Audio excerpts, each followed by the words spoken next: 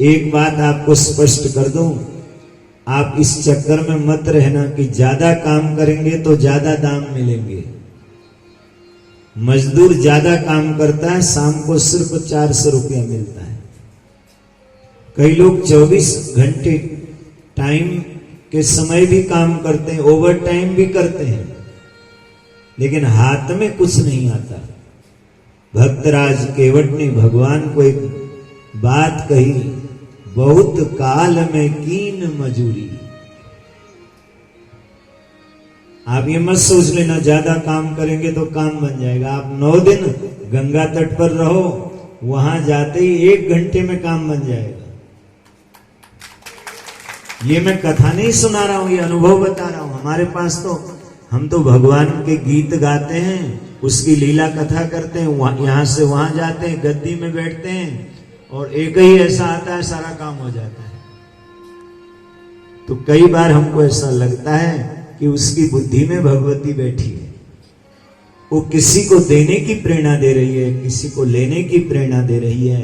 मने मेरे कहने का भाव ये है, आप काम कम करो नवरात्र में, भगवान का भगवती का नाम ज्यादा लो। कई लोग काम पर विश्वास करते हैं, ज्यादा काम करेंगे तो काम बन जाएगा।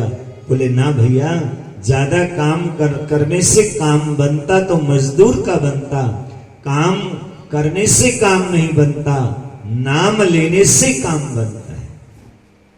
तो आप सबको शारदीय नवरात्र की शुभकामनाएं।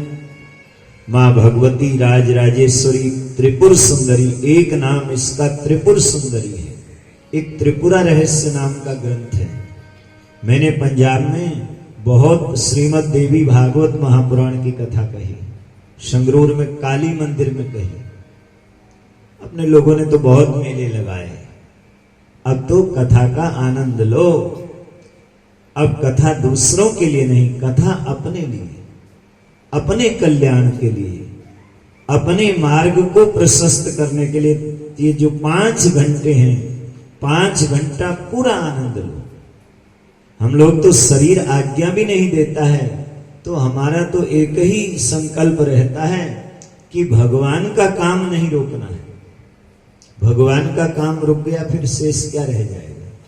तो आप लोग बहुत भले हो, आपको पितृपक्ष का भी लाभ मिला। और आज शारदीय नवरात्र के प्रथम दिन थोड़ा थोड़ा कहीं जहां प्रसंग आएगा, हम जो शक्ति का चरित्र है उसको भी स्पर्श करेंगे।